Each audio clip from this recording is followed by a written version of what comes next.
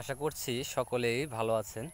আমি কিন্তু এই যে আমার ধুন্দুল ক্ষেত প্রায় ৮০ দিনের মতো বয়স হয়ে গেছে গাছের, কিন্তু এখনও দেখেন আপনার প্রত্যেকটা গিটে গিটে প্রায় জালি টিকে যাচ্ছে।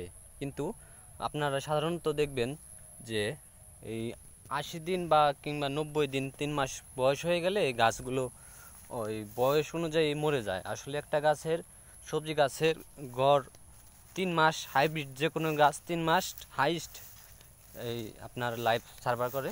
কিন্তু এখানে কিন্তু দেখেন আমি ৩ মাস বয়স হয়ে গেছে গাছের, প্রায় ৩ মাস হয় নাই, কিন্তু মানে কয়েকদিন কম হবে। এখন কিন্তু ভরপুর আমার এই ধুন্দুল গাছে ফলন দিয়ে যাচ্ছে। এটা কিন্তু আজকে কিন্তু আমি আপনাদের জানাবো কি কি সার প্রয়োগ করি বা করলে গাছ ভালো থাকে এবং কি কি স্প্রে করলে গাছ সতেজ এবং সুন্দর থাকে, সেটা কিন্তু আজকে এই ভিডিওতে আমি সম্পূর্ণ বলে দেব। কারণ আপনার গাছের বয়স হয়ে গেলে কিন্তু স্বাভাবিকভাবেই যে কোনো গাছের বয়স হয়ে গেলে কিন্তু ওই সবজি গাছে ফলন কমিয়ে দেয়।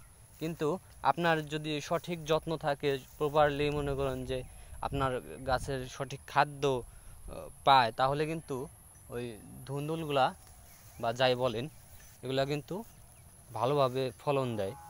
ওই বয়স হয়ে গেলেও তারপরেও ভালোভাবে ফলন দেয়। আজকে আমি আপনাদের এই ভিডিওতে টোটালি আমি কি কি প্রয়োগ করছি, এখন মনে করেন যে আপনার শিডিউল অনুযায়ী আমি প্রয়োগ করি নাই, কিন্তু আমি যা যা প্রয়োগ করছি এখনও গাছের চেহারা ওই নতুনের মতো আবার সতেজ হয়ে উঠছে। মানে গাছ একবারে আপনার ওই বয়স্কের যে একটা ছাপ, এদিকে দেখেন, এদিকে এই গাছগুলো মনে করেন যে বয়স্কের ছাপ উঠে গেছে, এদিকে দেওয়া হয়েছিল না। আপনার ওই গাছের গোড়ায় আপনি দিয়েছি ডিএপি আপনার প্রায় ৩ শতাংশে ১.৫ কেজির মতো ডিএপি দিয়েছি, আবার টিএসপি দিয়েছি।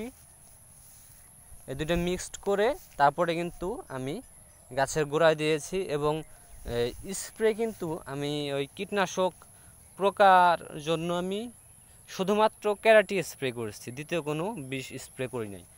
আপনার ক্যারাটি স্প্রে করেছি। আর আপনার গাছগুলো সতেজ রাখার জন্য কিন্তু আমি ফ্লোরা, এসআই কোম্পানির ফ্লোরা স্প্রে করেছি। এতে কিন্তু আমি খুব ভালো রেজাল্ট দেখতে পাইতেছি।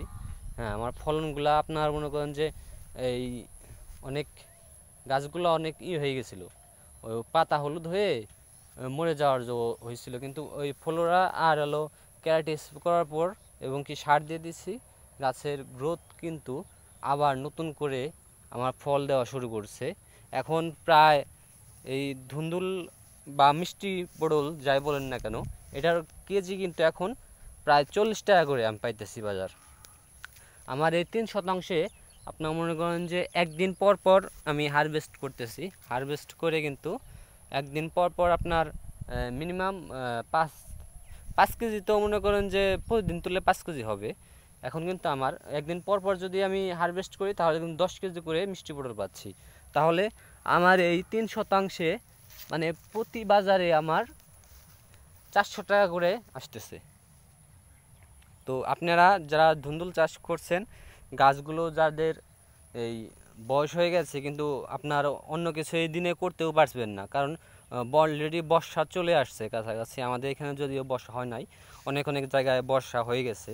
এই মানে নিচু জায়গায় যদি ধুন্দুল গাছকে রোপণ করে থাকেন তাহলে ডিএপি এবং কি স্প্রে হিসেবে আপনার ফ্লোরা বা অ্যামিস্টার টপ, এই হরমোন জাতীয় যে কোনো একটা দিয়ে দিবেন। আর পোকানাশক অবশ্যই দিতে হবে। পোকা ক্যারাটি বা ক্যারাটি গ্রুপে যে কোনো একটা দিয়ে দিতে পারেন। আচ্ছা।